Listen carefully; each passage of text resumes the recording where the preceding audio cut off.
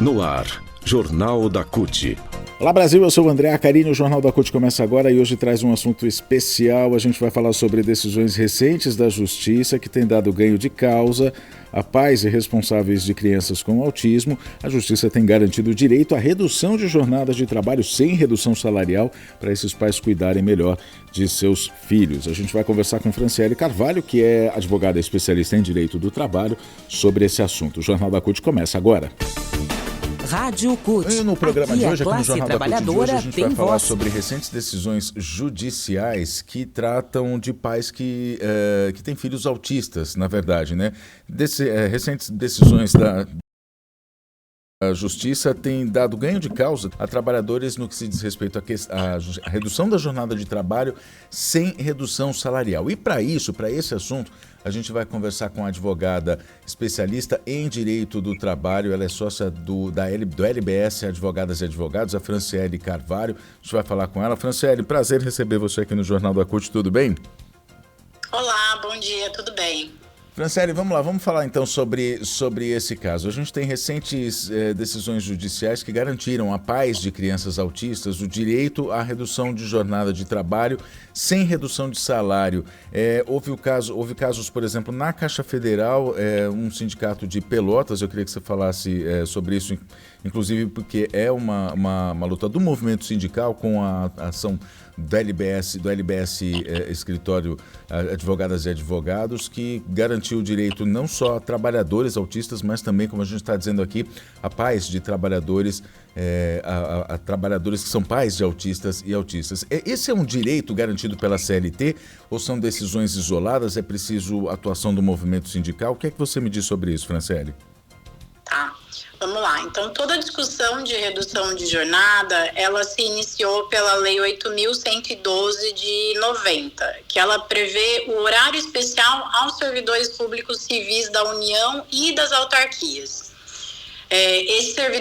Já os servidores estaduais e municipais, eles ficam muito vinculados aos estatutos locais e a depender do que institui ali as leis dos municípios. Pode haver, nesse caso, também a garantia da redução de jornada, sem redução de salário, para o cuidado aí dos familiares com deficiência, incluindo os autistas. Na CLT, por sua vez, não há uma previsão de redução de jornada aos empregados PCDs ou que tenham PCDs sob sua dependência. No entanto, o Judiciário Trabalhista, ele tem justificado tal redução na Constituição Federal e na Convenção sobre a Pessoa com Deficiência, que já foi ratificada pelo Brasil no Estatuto da Pessoa com Deficiência. Tá? Então, o Judiciário Trabalhista ele vem se utilizando desses mecanismos e justificando também pelo princípio da dignidade da pessoa humana, da tutela da saúde, o que, por sua vez, aplica por analogia à lei dos servidores federais, que já tem essa previsão. Então, visando sempre atingir um fim social e o bem comum em favor das pessoas com deficiência. Tá? É claro que a atuação do movimento sindical é muito importante até para pressionar que esses direitos sejam garantidos. Então, sim, o movimento é muito importante. Certo. Bom, eu ia te perguntar, inclusive,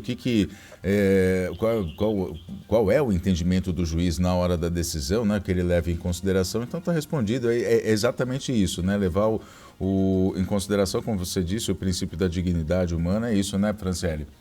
O juiz, na hora que vai dar a decisão, o que ele enxerga, na verdade, nessas situações é isso, né?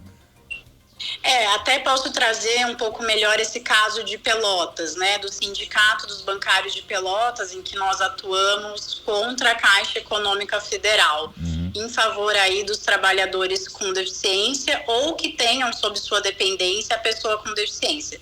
Nessa ação, foi pedido que o banco reduzisse a jornada diária desses empregados, incluindo pessoas do espectro autista, sem um desconto salarial ou necessidade de compensação. Nesse caso, foi deferida uma liminar em mandado de segurança pelo desembargador, relator Roger Balejo, que fundamentou sua decisão justamente na Convenção Internacional sobre os Direitos da Pessoa com Deficiência, que já foi ratificada, entendendo também que o TST, o Tribunal Superior do Trabalho, ele tem se consolidado no sentido de garantir o direito da redução de jornada aos empregados públicos, considerando o melhor interesse da criança, o acesso pleno das pessoas com deficiência à educação e saúde. Certo. Franciele, a gente está falando aqui sobre o setor público, Caixa Federal, há o caso, por exemplo, no estado de São Paulo, da Fundação Casa também, mas e na iniciativa privada, como é que fica isso? O que os trabalhadores que se enquadram nessa condição de pais, até aqui me corrigir na forma que eu me refiro, né? Pais de crianças que fazem parte, que estão no espectro autista, né? O que podem fazer para garantir, ou então, digamos, conquistar esse direito, né? Na iniciativa privada é possível também, Franciele?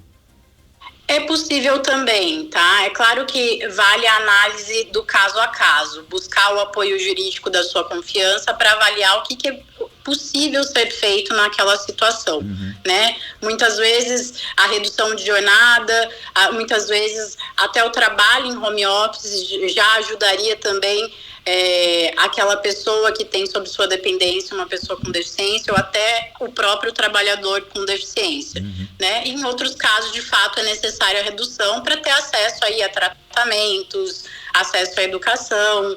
É possível também na iniciativa privada, né? Como eu havia lhe dito, a gente não tem a previsão de redução de jornada na CLT.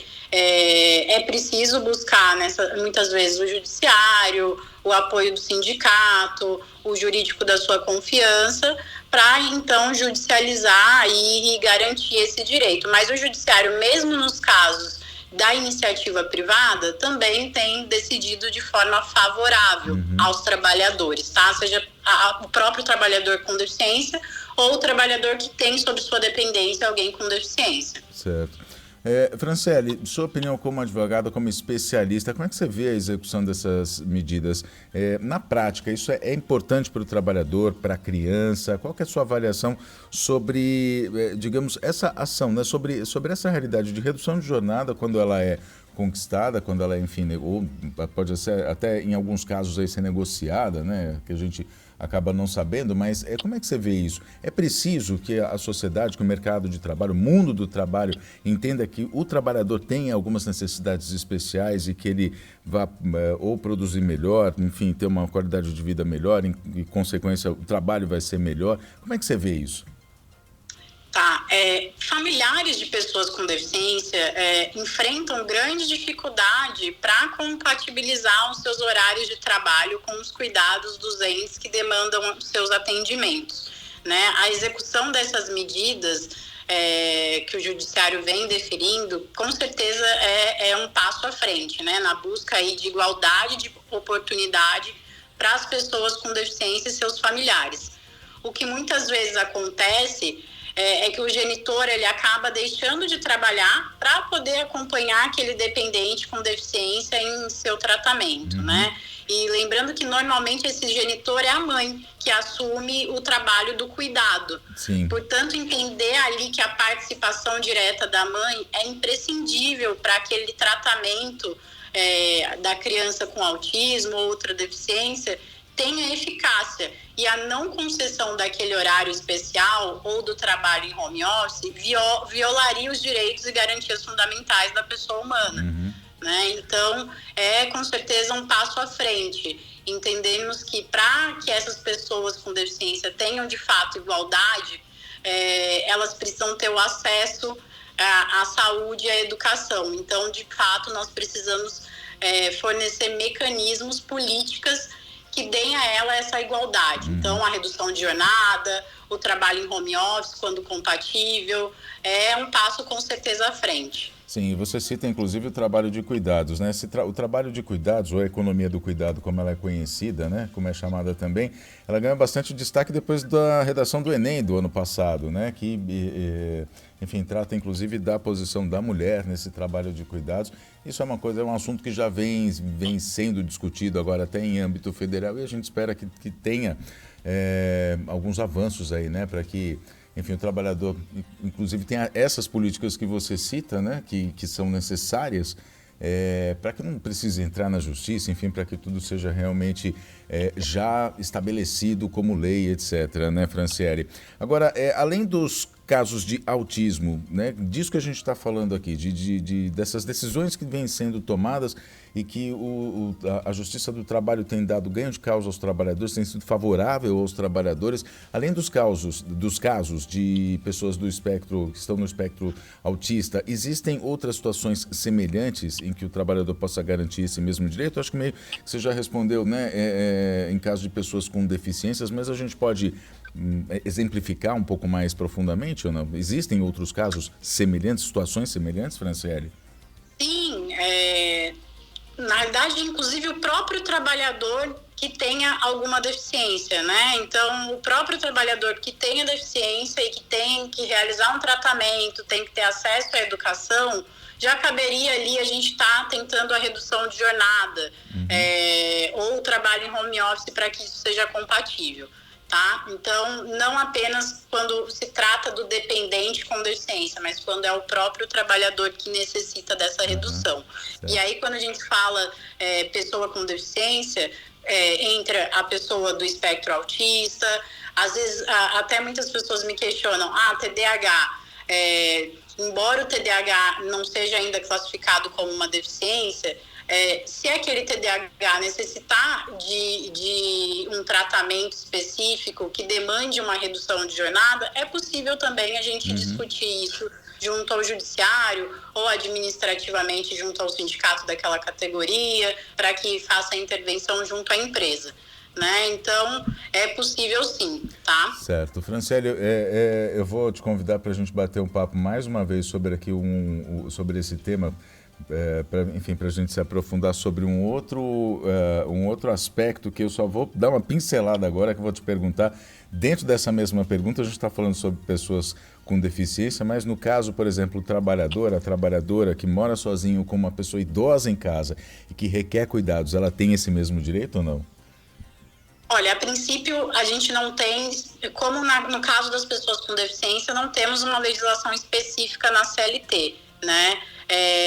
Mas, se comprovado através de relatórios médicos que essa pessoa idosa, ela demanda um cuidado, uma atenção, um tratamento médico que exija essa redução de jornada, é possível também a gente, analisando, né, o caso, a documentação que aquela pessoa tenha, fazer o requerimento, né? Então, também avalio que é possível sim. Franciele, muito obrigado pela sua entrevista aqui, por essa conversa. A gente volta a se falar, pode ser?